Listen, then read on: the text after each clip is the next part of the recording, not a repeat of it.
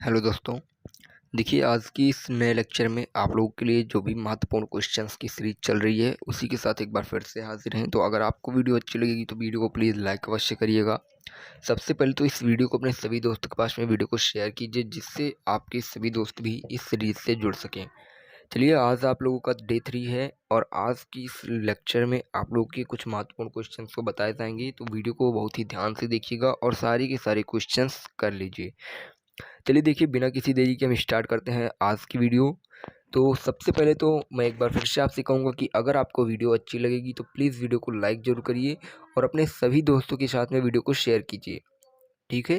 क्योंकि बहुत ही ज़रूरी है, क्योंकि सभी दोस्तों को आपके वीडियो को देखना ज़रूरी है, क्योंकि ये बहुत ही इंपॉर्टेंट सीरीज चल रही है 10 दिन की। और 10 दिन में आपको बहुत ही ज़्यादा महत्वपूर्ण प्रश्न सारे के सारे चैप्टर्स से कराए जा रहे हैं। तो आप लोग प्लीज़ वीडियो को ज़्यादा से ज़्यादा शेयर कीजिए। चलिए देखिए, आज का जो आपका पहला जो क्वेश्चन है, आपका पॉलिटेक्निक एंट्रेंस एग्ज़ाम 2006 में पूछा भी जा चुका है। तो काफ़ी ज़्यादा इंपॉर्टेंट क्वेश्चंस की सीरीज चल रही है, तो आपके लिए इंपॉर्टेंट प्रश्न ही लिए जा रहे हैं। देखिए, पहला जो आपका क्वेश्चन है, क्वेश्चन में क्या कहा जा रहा है? क्वेश्चन में कह रहा है कि यदि दो संख्याओं का अंतर क्या है? दो संख्याओं का अंतर मान लेते हैं, दोनों संख्या क्या है? पहली संख्या x मान लेते हैं, दूसरी y मान लेते हैं। तो कह रहा है दोनों संख्याओं का अंतर मतलब x माइनस वाई आपको क्या दिया है? 5। उनका गुणनफल आपको क्या दिया है? 13। मतलब x इंटू वाई आपको क्या दिया है? 13 दिया हुआ है। x माइनस वाई 5 दिया है, x इंटू वाई आपको 13 दिया है। उनके हमें वर्गों का योग ज्ञात करना है, मतलब x का स्क्वायर प्लस में y का स्क्वायर हमें क्या है? ज्ञात करना है। हम इसे कैसे ज्ञात करेंगे? अब देखिए, आपने एक फार्मूला अवश्य पढ़ा होगा। कौन सा? एक फार्मूला आपने पढ़ा होगा, x माइनस वाई का होल स्क्वायर। इसका स्क्वायर क्या होता है? x माइनस वाई का होल स्क्वायर होता है X square plus Y square minus 2xy। अब यहाँ से देखिए, x प्लस वाई का होल स्क्वायर हमें ज्ञात करना था, X square plus Y square हमें ज्ञात करना था। तो अगर हम इसे इधर ही रोके रहें तो हमें क्या मिल जाएगा? हमें क्या मिल जाएगा? x माइनस वाई का होल स्क्वायर, और इस 2xy को हम पक्षांतर कर देंगे तो हमारे पास क्या मिलेगा? X square plus Y square बराबर हमें क्या मिल जाएगा? एक्स माइनस वाई का होल स्क्वायर और प्लस में 2xy। अब x माइनस वाई की वैल्यू आपको क्या दी गई है? 5 दी गई है, तो इसके जगह पे हम 5 रख देंगे। एक्स वाई की वैल्यू आपको क्या दी गई है? 13 दी गई है, तो हम इसके जगह पे 13 रख देंगे। तो क्या हो जाएगा देखिएगा, तब आपका क्या हो जाएगा? X square plus Y square का मान क्या हो जाएगा? 5 का स्क्वायर हो जाएगा प्लस में 2 इंटू 13 हो जाएगा। अब 5 का स्क्वायर आपको पता है क्या होता है? 25 हो जाएगा, और 25 में क्या जुड़ जाएगा? 13 दूना 26, और 25 और 26 जुड़ेगा तो 51 हो जाएगा। तो X square plus Y square का मान आपको क्या मिल गया? 51 मिल गया, 51 मिल गया, और यही आपका क्या हो जाएगा? एकदम से करेक्ट आंसर हो जाएगा। ऑप्शन नंबर ए में आपको दिया है 51, और यही इसका आंसर हो जाएगा। देखिए, कितना ही ज़्यादा आसान सा प्रश्न था। तो उम्मीद करते हैं आपको क्वेश्चन अवश्य समझ में आ गया होगा। बढ़ते हैं अब अगले प्रश्न की ओर। अब देखिए, आपका जो अगला क्वेश्चन है बहुत ही ज़्यादा महत्वपूर्ण है। इस चैप्टर से आपके बहुत ही ज़्यादा क्वेश्चन बनते हैं आपके एग्जाम में, तो ध्यान से देखिएगा क्या है क्वेश्चन। यदि x square minus 16x plus के बराबर 0 के मूल बराबर हैं। क्या है? मूल बराबर। मूल आपको पता होगा क्या होता है? मूल आपको पता होगा क्या होता है? अल्फा और बीटा आपने सुना होगा। अगर आपने रैखिक द्विघात समीकरण आपने पढ़ा होगा, रैखिक तथा द्विघात समीकरण अगर आपने पढ़ा होगा तो आपको इस चैप्टर के बारे में अवश्य मालूम होगा, क्योंकि मैंने आपको चैप्टर वाइज जब भी पढ़ाया आपको सारे के सारे क्वेश्चन, सारे के सारे डाउट्स क्लियर कराए थे। तो देखिए, इसमें कह रहा है कि मूल दोनों बराबर हैं, मतलब अल्फा और बीटा क्या है? आपस में बराबर दिए गए हैं। और आपको यहाँ पे एक वैल्यू जो दी गई है के दी गई है। के में आपको क्या करना है? मतलब आपको के का मान यहाँ पे निकालना है। अब आप इसे आपको तुलना करना है किससे? A X square plus B Y plus C is equal to 0 से। तो यहाँ से आपको x की वैल्यू क्या मिल जाएगी? एक्स स्क्वायर जो है a की वैल्यू क्या मिल जाएगी? 1 मिल जाएगी। b की वैल्यू आपको क्या मिल जाएगी? -16 मिल जाएगी। और c की वैल्यू आपको क्या मिल जाएगी? k मिल जाएगी। अब आपको एक चीज़ पता होना चाहिए, जब मोल बराबर होते हैं समीकरण में, जब मोल बराबर होंगे तो आपका एक जो है समीकरण क्या बन जाएगा, बी स्क्वायर बराबर 4ac, बी स्क्वायर बराबर 4ac, ये आपका फार्मूला बन जाएगा। तो जब आपका बी स्क्वायर बराबर 4ac मिल जाएगा तो जो जो वैल्यू आपको मिली है, जैसे बी की वैल्यू मिल गई है, ए की वैल्यू मिल गई है और सी की वैल्यू, सभी वैल्यू को उठा करके हम इधर रख देंगे तो हमारा के का मान जो है प्राप्त हो जाएगा। तो देखिए बी स्क्वायर बराबर 4ac आ जाएगा हमारा। तो बी की वैल्यू हमें क्या दी गई है, -16, तो -16 का स्क्वायर हो जाएगा, बराबर में हो जाएगा 4 इंटू ए की वैल्यू 1 दी गई है, सी की वैल्यू के मिल गई आपको। देखिए जब हम यहाँ पे आप वैल्यू रखेंगे तो हमारा इधर आपका 16 का -16 का स्क्वायर है, तो -16 का स्क्वायर आपका क्या हो जाता है, 256 हो जाएगा, माइनस माइनस आपका प्लस हो जाएगा, 256 हो जाएगा आपका -16 का स्क्वायर, बराबर में आपका क्या हो जाएगा, 4k हो जाएगा। अब के को ऐसे ही आप रोके रहेंगे और 256 और बटे में आपका क्या हो जाएगा, 4 हो जाएगा, 256 बटे 4, 4 छंग 24 हो जाएगा और 4 चौक 16 हो जाएगा। मतलब जो के की वैल्यू आएगी आपकी वो क्या आ जाएगी, के बराबर आ जाएगा 64। आपका के की वैल्यू क्या मिल जाएगी आपको, 64, और यही आपका एकदम से करेक्ट आंसर हो जाएगा। आपको ऑप्शन नंबर बी मिल रहा है 64, तो ये आपका आंसर हो जाएगा, एकदम से कन्फर्म है। तो देखिए क्वेश्चन बहुत ही ज़्यादा आसान था। इसमें क्या था, आपका समीकरण दिया हुआ है, इसके मोल जो है अल्फ़ा और बीटा क्या है, आपस में बराबर हैं। जब भी समीकरण के मोल बराबर होंगे तो आपको क्या करना होगा, बी स्क्वायर बराबर 4ac लगा देना होगा, जहाँ पे आपको समीकरण से सारी की सारी ए बी सी की वैल्यू मिल जाएगी और ए बी सी की वैल्यू उठा करके आपको क्या करना है, इसमें रख देना है, जहाँ से आपको के की वैल्यू प्राप्त हो जाती है। तो चलिए ये क्वेश्चन भी आपको समझ में आ गया होगा। अब हम बढ़ते हैं अगले क्वेश्चन की ओर। अगला क्वेश्चन देखिएगा क्या है, कह रहा है यदि एक्स स्क्वायर बराबर एक्स प्लस 7 के मूल अल्फा बीटा हो, क्या है, इसके मूल दिए गए हैं अल्फा बीटा, तो आपको याद करना है alpha by beta plus beta by alpha का मान। अब यहाँ पे आपको देखिए क्या करना होगा, जो यहाँ पे ये समीकरण दिया है आपको A X square plus B X plus C के रूप में पहले बदलना होगा। तो हम कैसे बदलेंगे, देखिए एक्स स्क्वायर आपका लिखा हुआ है, माइनस कर देंगे, इधर आपका आएगा एक्स, इधर आ जाएगा तो माइनस हो जाएगा, माइनस में 7 हो जाएगा। हमने इधर पक्षांतर कर दिया क्योंकि हमें इस रूप में बनाना था। तो यहाँ से आपको ए की वैल्यू मिल जाएगी, बी की वैल्यू मिल जाएगी, सी की वैल्यू मिल जाएगी, सारी की सारी वैल्यू मिल रही है। ठीक है, आपको यहाँ पे क्या क्या मिल रहा है, ए की वैल्यू क्या मिल रही है आपको, 1 मिल रही है, बी की वैल्यू आपको -1 मिल रही है और सी की वैल्यू आपको -7 मिल रही है। तो जब हमें ए बी सी की वैल्यू मिल गई तो अब हमें क्या याद करना है, देखिए alpha by beta plus beta by alpha, ये आप लोग याद रखिएगा क्या मिल गई है आपको वैल्यू, 1 -1 और -7। अब देखिए हमें ये याद करना है alpha by beta plus beta by alpha. अब देखिए हम इस पे क्या करेंगे, इसका लासा ले लेंगे तो ये नीचे आपका अल्फा बीटा हो जाएगा, ऊपर आपका हो जाएगा alpha square plus beta square, alpha square plus beta square. अब alpha square plus beta square से आपको क्या करना है, सबसे पहले आपको एक चीज़ पता होना चाहिए, जब मूल अल्फा बीटा होते हैं तो आप यहाँ से निकाल सकते हैं, अल्फा प्लस बीटा निकाल सकते हैं और अल्फा इंटू बीटा भी निकाल सकते हैं। कैसे, अल्फा प्लस बीटा हो जाता है -b/a और अल्फा इंटू बीटा हो जाता है c/a। आपको ये फार्मूला बताया गया था कि अल्फा प्लस बीटा बराबर -b/a और अल्फा इंटू बीटा बराबर c/a। तो आपको यहाँ पे अल्फा प्लस बीटा मिल जाएगा, अल्फा इंटू बीटा मिल जाएगा, और हमें ज्ञात क्या करना है, ये वाला ज्ञात करना है। यहाँ पे हमें अल्फा इंटू बीटा तो दिया गया है क्योंकि हमें यहाँ से मिल जाएगा तो अल्फा इंटू बीटा मिल जाएगा, लेकिन यहाँ पे alpha square plus beta square है, लेकिन हमें क्या मिला है, केवल अल्फा प्लस बीटा। तो हम इसे अल्फा प्लस बीटा के रूप में चेंज करते हैं। तो alpha square plus beta square को हम क्या कर सकते हैं, alpha square plus beta square को हम क्या लिख सकते हैं, अल्फा प्लस बीटा का होल स्क्वायर कर सकते हैं, और माइनस में हम क्या कर सकते हैं, 2 अल्फा बीटा कर सकते हैं, -2 अल्फा बीटा कर सकते हैं, क्योंकि हमें अल्फा प्लस बीटा का होल स्क्वायर अगर हम करें तो हमारा क्या हो जाएगा, अल्फा स्क्वायर प्लस में बीटा स्क्वायर और प्लस में 2 अल्फा बीटा हो जाएगा। इसी प्रकार से हमने alpha square plus beta square को रोक लिया और इधर ये कर दिया। तो हमारा जो टोटल बनेगा अल्फा अपान बीटा प्लस बीटा अपान अल्फा, वो क्या मिला था, alpha square plus beta square upon में अल्फा इंटू बीटा मिल गया था। अब यहाँ से हमने alpha square plus beta square को चेंज कर दिया तो क्या मिला हमें, अल्फ़ा प्लस बीटा का whole square minus 2 alpha beta और अपान में अल्फ़ा बीटा।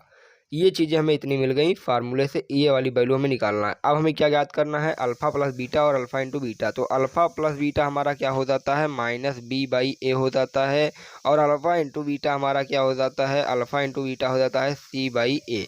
तो माइनस बी बाई ए की वैल्यू क्या हो जाएगी, क्योंकि बी की वैल्यू हमें क्या मिल गई थी, -1, तो माइनस माइनस प्लस हो जाएगा, तो -1, और ए की वैल्यू हमें मिल गई थी 1। ठीक है, हमें बी की वैल्यू -1 मिली थी और ए की वैल्यू मिल गई थी 1, तो माइनस माइनस प्लस हो जाएगा, मतलब अल्फ़ा प्लस बीटा की वैल्यू 1 हो जाएगी। अब सी बाई ए ज्ञात करना है हमें, क्या चीज़, अल्फ़ा इंटू बीटा। अब सी की वैल्यू हमें -7 मिल गई थी, ए की वैल्यू 1 मिल गई थी, तो यहाँ से हमें जो -7 मिल जाएगा। अब देखिए हमें अल्फ़ा प्लस बीटा और अल्फ़ा इंटू बीटा की वैल्यू मिल चुकी है, तो हम क्या करेंगे, इसमें रख देंगे तो हमारा ये वैल्यू प्राप्त हो जाएगा। तो चलिए हम यहाँ पे ये सारी वैल्यू रख देते हैं। जब हम क्या करेंगे, अल्फ़ा इंटू बीटा और अल्फ़ा प्लस बीटा की वैल्यू हम रख देते हैं। देखिए अल्फ़ा प्लस बीटा की वैल्यू हमें 1 मिल गई थी, 1 का स्क्वायर हो जाएगा -2 इंटू अल्फ़ा इंटू बीटा का वैल्यू हमें क्या मिल गया था, -7 अपान में हमारा क्या हो जाएगा, यहाँ पर भी -7 हो जाएगा अल्फ़ा इंटू बीटा की वैल्यू। देखिए 1 का स्क्वायर 1 होता है, ठीक है, और माइनस माइनस आपका प्लस हो जाएगा, 2 सत्ते 14 हो जाएगा, ठीक है, और नीचे भी आपका माइनस में 7 हो जाएगा। तो यहाँ पे 14 और 1 15 हो जाएगा बटे 7, मतलब आपका जो वैल्यू मिलेगा क्या मिल जाएगा, 15 बटे 7 मिल जाएगा, और ऊपर ये आपका माइनस में रहेगा। ये किसकी वैल्यू है, alpha upon beta plus beta upon alpha की value. Alpha upon beta plus beta upon alpha की वैल्यू आपको क्या मिल गई, 15/7 -15/7 आपको इसका राइट आंसर प्राप्त हो जाएगा। तो उम्मीद करते हैं आपको क्वेश्चन ज़रूर समझ में आया होगा, कैसे कैसे इसका जो है मान निकाला गया। ऑप्शन नंबर ए आपका एकदम से करेक्ट हो जाएगा, माइनस इसमें लगा है, आप ध्यान दीजिएगा।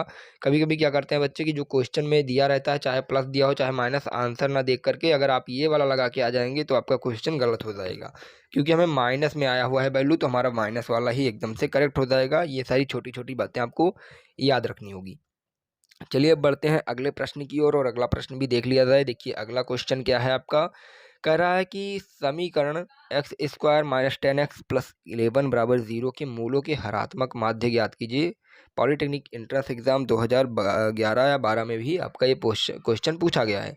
देखिए अब मूलों का हरात्मक माध्य में ज्ञात करना है, तो सबसे पहले हमें पता होना चाहिए मूलों के हरात्मक माध्य का फार्मूला। तो मूलों का जो हरात्मक माध्य का फार्मूला होता है वो क्या होता है, 2 अल्फ़ा इंटू बीटा अपान में अल्फ़ा प्लस बीटा। ये आपका क्या होता है, मूलों का हरात्मक माध्य हो जाता है। मूलों का हरात्मक माध्य आपका क्या हो जाता है, फार्मूला 2 अल्फ़ा इंटू बीटा अपान में अल्फ़ा प्लस बीटा। अब एक मूलों का समांतर माध्य भी होता है, ये तो आपका हरात्मक माध्य हो गया। अगर आपसे मूलों का समांतर माध्य पूछ लिया जाए तो आप क्या फार्मूला लगाएंगे, तो आप लगाएंगे अल्फ़ा प्लस बीटा बाई 2। ठीक है, ये भी आपको कन्फर्म याद रखना है, क्योंकि देखिए जो चीज़ें जो हैं हमें मिल रही हैं वो आपको बताते हुए चल रहे हैं। तो देखिए यहाँ से मूलों का हरात्मक माध्य में ज्ञात करना है, तो हमें सबसे पहले क्या क्या चाहिए, इसमें मूलों का हरात्मक माध्य ज्ञात करने के लिए अल्फ़ा प्लस बीटा चाहिए और अल्फ़ा इंटू बीटा चाहिए। आपको पता है अल्फ़ा प्लस बीटा क्या होता है, माइनस बी बाई ए हो जाता है, और अल्फ़ा इंटू बीटा आपका क्या हो जाता है, सी बाई ए हो जाता है। तो यहाँ से b की वैल्यू आपको क्या दी गई है, -10, तो माइनस माइनस 10 हो जाएगा, और बाई a की वैल्यू आपको 1 दी गई है, तो यहाँ से माइनस माइनस प्लस हो जाएगा, मतलब आपको 10 मिल जाएगा अल्फ़ा प्लस बीटा की वैल्यू। अब c बाई ए चाहिए, तो c की वैल्यू आपको 11 दी गई है, और अपान में a की वैल्यू 1, मतलब यहाँ पे आपको 11 मिल जाएगा।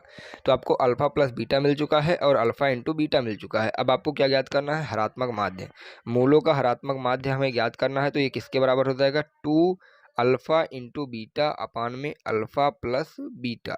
अब 2 है, अल्फ़ा इंटू बीटा की वैल्यू अभी हमने निकाला 11, और अल्फ़ा प्लस बीटा की वैल्यू 10 निकाल लिया। अब 11 दूना आपका क्या हो जाएगा, 22 हो जाएगा, और 22/10, मतलब आपका जो मूलों का हरात्मक माध्य आ जाएगा, मूलों का हरात्मक माध्य डायरेक्ट लिख रहे हैं, हरात्मक माध्य ये आप समझ लीजिएगा क्या आया है आपका, 22/10 आ गया है। क्या आ गया है, 22/10 आ गया है। बस आपको यहाँ पे एक चीज़ पता होना चाहिए, जो ये फार्मूला दिया गया है, और फार्मूले में आपको ये पता होना चाहिए कि अल्फ़ा इंटू बीटा क्या होता है और अल्फ़ा प्लस बीटा क्या होता है। फिर आपका जो वैल्यू है 22/10 आपका एकदम से करेक्ट आंसर प्राप्त हो जाएगा।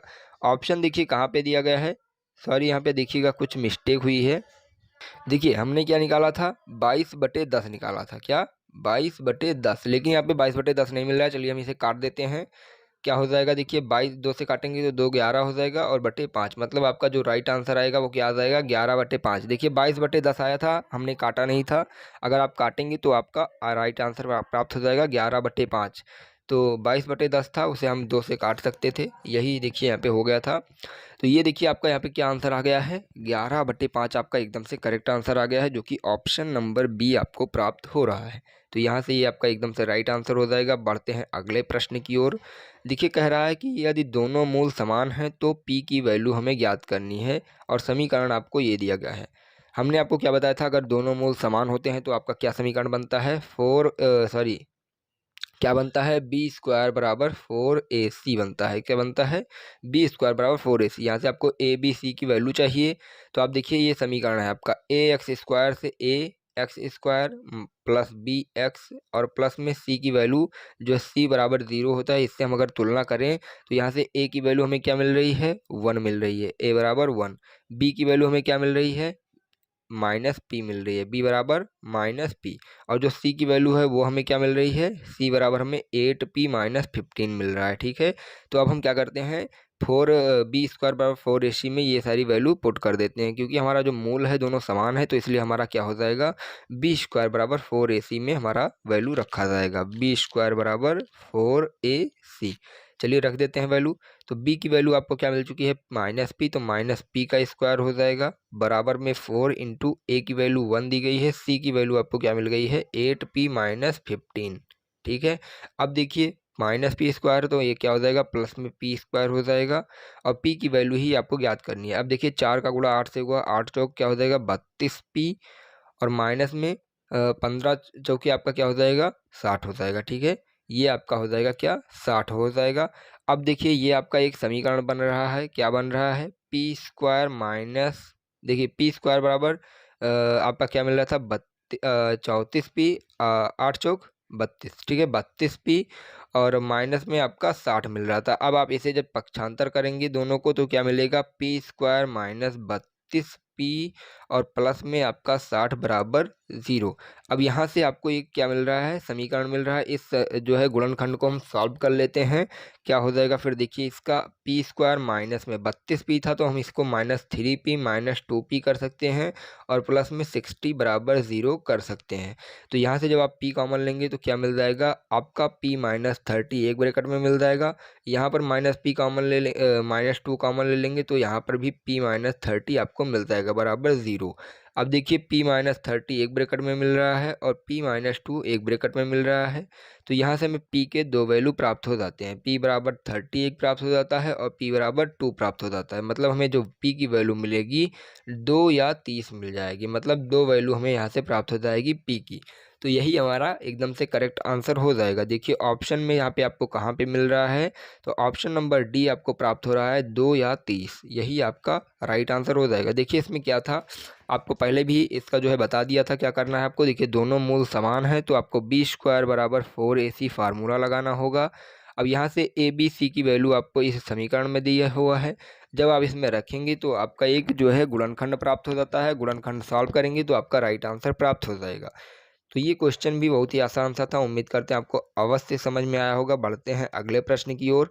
देखिए कह रहा है कि समीकरण आपका दिया गया है 2x² - 11x + 5 = 0 में मूलों का योग ज्ञात करना है। मूल आपके क्या होते हैं, अल्फा इंटू बीटा अल्फा और बीटा होते हैं, तो मूलों का योग क्या हो जाएगा, अल्फा प्लस बीटा, और आपको पता है अल्फा प्लस बीटा क्या हो जाता है, -b/a हो जाता है।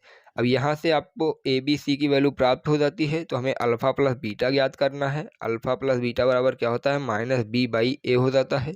तो b की वैल्यू आपको क्या प्राप्त है, 11 माइनस माइनस हो जाएगा, और -11 आपको b की वैल्यू प्राप्त हो जाएगी, और बटे में आपको a की वैल्यू क्या प्राप्त हो जाएगी, 2, तो ये हो जाएगा 2। अब माइनस माइनस प्लस होता है तो 11/2 आपका हो जाएगा राइट आंसर। देखिए कितना ज़्यादा आसान क्वेश्चन था, आपको ये केवल और केवल 2 सेकंड में इसका आंसर आप लगा सकते हैं। तो यहाँ पे क्या हो जाएगा आपका 11/2 आपका राइट आंसर हो जाएगा इस क्वेश्चन का भी। चलिए बढ़ते हैं अगले प्रश्न की ओर, और अगला प्रश्न देख लिया जाए। देखिए यह जो आपका प्रश्न है बहुत ही अच्छा सा है। क्या दिया हुआ है, देखिए लॉग में क्या दिया है, log B C upon A square plus log A C upon B square plus log A B upon C square. आपने एक फार्मूला पढ़ा होगा लॉग में, क्या पढ़ा होगा, log m इंटू एन। या फिर इसे log m into n into P भी कर सकते हैं। कुछ भी आप इसमें बढ़ा सकते हैं, इंटू में बढ़ा सकते हैं।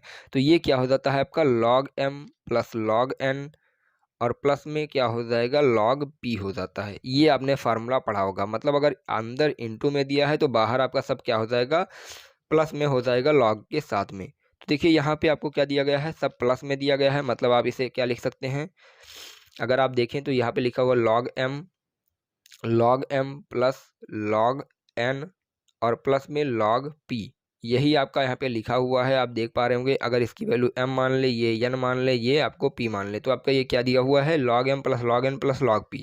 और ये आपका क्या हो जाता है बराबर में log m into n into p हो जाता है। तो जो आपको m n p की वैल्यू दी गई है उसको हम क्या कर देंगे, log के अंदर इंटू में कर देंगे। तो चलिए देखिए यहाँ पे क्या हो जाएगा, फिर आपका ये हो जाएगा log में m की वैल्यू आपको क्या दी गई है, B C upon A square, और इंटू में आपका हो जाएगा n की वैल्यू आपको क्या दी गई है, ए सी अपान बी स्क्वायर, और इंटू में आपको p की वैल्यू क्या दी गई है, ए बी अपान सी स्क्वायर। ये आपका हो जाएगा इसके बराबर। ठीक है, आपको ये पता चल गया होगा कैसे मैंने किया। ये एक फार्मूला आपका जो होता है log m इंटू एन का, उसी फार्मूले से हमने ये किया हुआ है। ठीक है, ये इतना आपको कंफर्म हो गया होगा। अब देखिए अंदर सॉल्व कर लेते हैं, क्या मिल जाएगा। देखिए b आपको 2 बार मिल रहा है, c आपको 2 बार मिल रहा है, a भी 2 बार मिल रहा है। मतलब ऊपर क्या हो जाएगा, सारी की सारी वैल्यू स्क्वायर हो जाएगी। log ए स्क्वायर बी स्क्वायर सी स्क्वायर हो जाएगा, और नीचे भी आपको ए स्क्वायर बी स्क्वायर सी स्क्वायर प्राप्त हो रहा है। ये दोनों आपस में कट जाएंगे, आपको क्या मिल जाएगा, log 1 मिल जाएगा। अब जब log 1 मिल गया तो log 1 की आपको वैल्यू तो पता ही होती है, क्या होती है, log 1 बराबर हो जाता है 0। तो यहाँ से आपको जो प्राप्त होगा, आंसर प्राप्त होगा, वो क्या हो जाएगा, वो 0 प्राप्त हो जाएगा। आंसर आपको क्या प्राप्त हो जाएगा, 0 प्राप्त हो जाएगा। और यही आपका एकदम से करेक्ट आंसर हो जाएगा। ऑप्शन नंबर देखिए ए दिया है आपका 0, तो यही आपका हो जाएगा आंसर। अब आपको ये तो कन्फर्म हो ही गया होगा कि ये मैंने किस फार्मूले पे लगाया, क्योंकि आपको 2-3 बार फार्मूला भी बता दिया। चलिए एक बार फिर से बता देते हैं। log m इंटू एन का फार्मूला क्या होता है, log m plus log n होता है। अब देखिए यहाँ पे आपको एक और बढ़ा दी गई है, तो आप इसके अंदर p कर सकते हैं और यहाँ पे प्लस में log p कर सकते हैं। ठीक है, ये आपका फार्मूला हो जाता है। तो उम्मीद करते हैं आपको ये कोई क्वेश्चन भी समझ में अवश्य आ गया होगा। चलिए देखिए अगला क्वेश्चन आपका क्या दिया है यदि log 10 base x is equal to Y, तो आपको log 1000 बेस एक्स स्क्वायर का मान ज्ञात करना है। देखिए ये कैसे आपको ज्ञात करना होगा, देखिए ये तो आपको दिया हुआ है, हमें ज्ञात क्या करना है, ये ज्ञात क्या करना है। तो चलिए हम इसे सॉल्व कर लेते हैं। कैसे सॉल्व होगा, देखिए क्या दिया है, log 1000 और ऊपर आपका क्या दिया है, एक्स स्क्वायर। आपको एक चीज़ पता होगा, क्या होगा पता, कि log अगर कोई यहाँ पे एक्स नहीं, ऐसे चलिए ए मान लेते हैं। log ए की पावर अगर n दिया गया है और फिर यहाँ पे x दिया गया है, चलिए अभी इतना ही मान लेते हैं। ठीक है, log ए की पावर n दिया हुआ है और ऊपर x दिया हुआ है, तो ये जानते होंगे आप क्या हो जाता है, ये हो जाता है 1/n log ए एक्स हो जाता है। ये इतना आपको पता होगा। तो यहाँ पर भी कुछ इसी प्रकार से आपको प्राप्त है, क्या दिया हुआ है, log 1000 को हम क्या लिख सकते हैं, 10 की पावर 3 लिख सकते हैं, और ये एक्स स्क्वायर आपका दिया है, सेम यही दिया हुआ है जो हमारा यहाँ पे लिखा हुआ है। मैंने क्या किया, इसे ही लिख दिया। अब आपको अभी मैंने आपको बताया था जो पावर यहाँ पे होती है वो क्या हो जाता है, नीचे आ जाता है, 1/3 ये हो सकता है, और log 10 एक्स स्क्वायर ये हो जाता है।